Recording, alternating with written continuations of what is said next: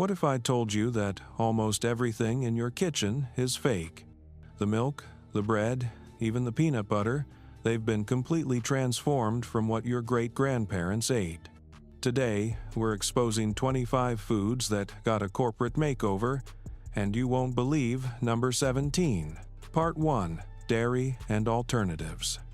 Let's start with the OG beverage, milk. Back in the 1920s, milk was straight from the cow to your doorstep. Whole, creamy, and unpasteurized in glass bottles. Fast forward to the 1950s, bam, homogenization hits the scene, breaking down those fat globules so they never separate. But here's where it gets wild. The 1970s and 80s brought us skim milk, 2%, 1%, and fat-free options. We removed the natural fats that made milk. Well, milk. Then, companies added thickeners, vitamin fortification, and shelf-stabilizing processes. Your grandpa's milk, it expired in 2 days. Yours, it lasts a month. Cheese. Oh boy, where do I even start? Traditional aged cheddar from the 1920s took 6 to 24 months to make. Artisan cheesemakers used simple ingredients: milk, salt, cultures, and thyme. Then, 1950s happened.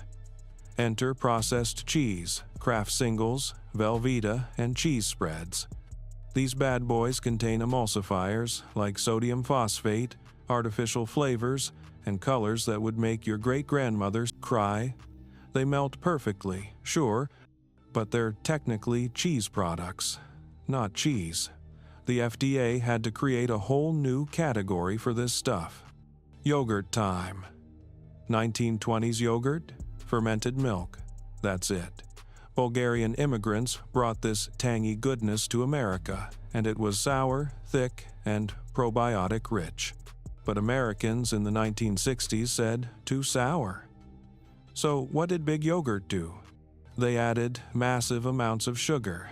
Some yogurts now have more sugar than soda. Artificial flavors, colors, thickeners like pectin and cornstarch, and those fruit on the bottom concoctions with high fructose corn syrup.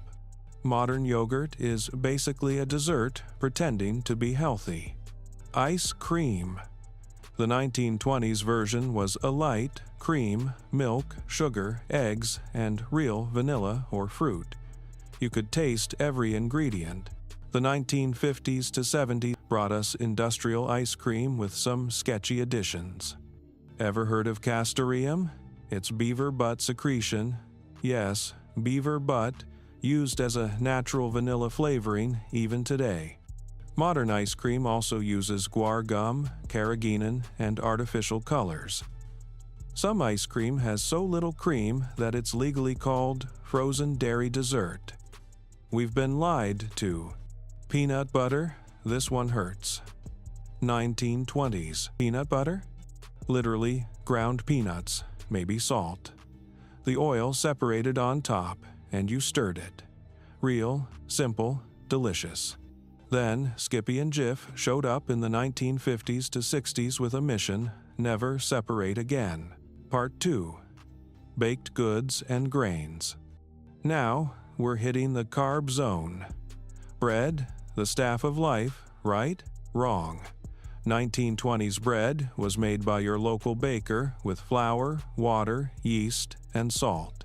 It went stale in 2 to 3 days because it was real food. Enter the 1930s to 40s. Wonder Bread and industrial baking. Exploded. Suddenly, bread contained dough conditioners, preservatives like calcium propionate, high fructose corn syrup for sweetness, and so many additives that it stays fresh for weeks. They even had to re-add vitamins because the processing stripped everything nutritious out. They called it enriched. I call it necessary damage control. Breakfast cereals. Buckle up for this one. Early cereals were invented by health fanatics like John Harvey Kellogg in the early 1900s. Corn flakes, shredded wheat, these were bland and simple. Just grains, maybe some sugar. The 1950s to 70s cereal wars changed everything. Companies realized kids had purchasing power, so they added astronomical amounts of sugar, artificial colors, remember when Fruit Loops had all those dyes, and cartoon mascots. Some cereals became 50% sugar by weight. They also added BHT as a preservative, a petroleum-based chemical also used in jet fuel. Yum. Packaged crackers and chips. 1920s to 30s snacks were simple. Slice a potato, fry it in oil, add salt.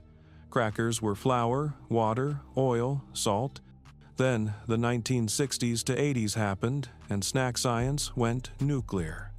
Modern chips and crackers contain artificial flavors like natural chicken flavor made in a lab, colors like yellow 5 and red 40, MSG, or yeast extract, which is basically MSG, hydrogenated oils, trans fats before they were banned, and sodium levels that would make your doctor weep. A serving of modern Doritos has a 20-plus ingredient list. 1920s potato chip. 3 ingredients. We've been played. Pancake and cake mixes. This one's personal because who doesn't love pancakes? Home cooks in the 1920s to 40s mixed flour, eggs, milk, baking powder, and sugar. That's it. 5 ingredients you could pronounce. Then Aunt Jemima and Betty Crocker said, "Why think when you can just add water?" The 1950s to 70s mixes contained aluminum-based anti-caking agents linked to health concerns, artificial flavors, partially hydrogenated oils, and enough preservatives to survive a nuclear winter. Some mixes stay good for years. How is that even food anymore? Part 3. Condiments and Sauces. All right, let's talk condiments, the flavors that make food taste like food. Starting with ketchup. 1920s to 30s, ketchup was tomatoes, vinegar, sugar, and spices. Pretty straightforward. But in the 70s to 80s, something evil happened. High fructose corn syrup replaced sugar. Why? It's cheaper. Modern ketchup is basically tomato-flavored corn syrup with natural flavoring, which could be literally anything the FDA approves. Some brands have more sugar per tablespoon than a cookie. Mayonnaise, let's get creamy. Traditional mayo was eggs, oil, vinegar or lemon juice, and mustard. French chefs made it by hand. The 1950s to 70s industrialization brought us shelf-stable mayo with soybean oil, highly processed, preservatives like EDTA, and natural flavors. Then Miracle Whip entered the chat, and it's not even legally mayonnaise. It's a dressing with added sugar, spices, and extra emulsifiers. The debate still rages today, but one thing's clear. Your great-grandma's mayo was actually food. Salad dressings. Oh man, this category is a disaster. 1920s to 40s dressings were oil, vinegar, herbs, maybe some honey or mustard. You could see the ingredients separate in the bottle. Modern ranch, Italian, and French dressings are chemical laboratories. Xanthan gum, titanium dioxide. Yes, the same stuff in paint. Artificial colors, soybean oil, corn syrup, and natural flavors. A bottle of Hidden Valley Ranch has 14+ ingredients. Homemade ranch, 6 ingredients, 5 minutes. Wake up, people. Soy sauce. Even this ancient Asian staple got wrecked. Traditional soy sauce is fermented soybeans, wheat, salt, and water aged for months. Real tamari or shoyu is complex and rich. But American grocery store soy sauce? Often it's not fermented. It's hydrolyzed soy protein, acid processed in days, not months, caramel coloring, corn syrup, and preservatives. Kikkoman in your pantry might be okay, but most generic brands are fake. Check the label. If it doesn't say brewed or fermented, run. Part 4. Proteins and meat products. Now, let's get into meat. And trust me, This is where things get really weird. Starting with deli meats. 1920s to 40s cold cuts were simple. Roast a turkey, slice it. Cure a ham, slice it. The meat was the star. Fast forward to the 1950s to 80s, and we get mechanically separated meat, sodium nitrite preservative linked to health concerns, phosphates, corn syrup, and meat glue, transglutaminase, that literally glues meat scraps together. That turkey breast you're eating? Could be 20 different turkeys glued into one breast. Mind blown. Hot dogs. America's favorite ballpark snack. 1920s to 30s hot dogs were beef or pork, spices, and casings. You knew what animal you were eating. Modern hot dogs are a mystery tube of mechanically separated chicken, pork, beef, corn syrup, sodium phosphate, sodium diacetate, sodium erythorbate, basically the periodic table of sodium, plus natural flavors, artificial colors, and up to 2% binders and extenders. The FDA allows horrifying things in that 2%. I'll let your imagination run wild.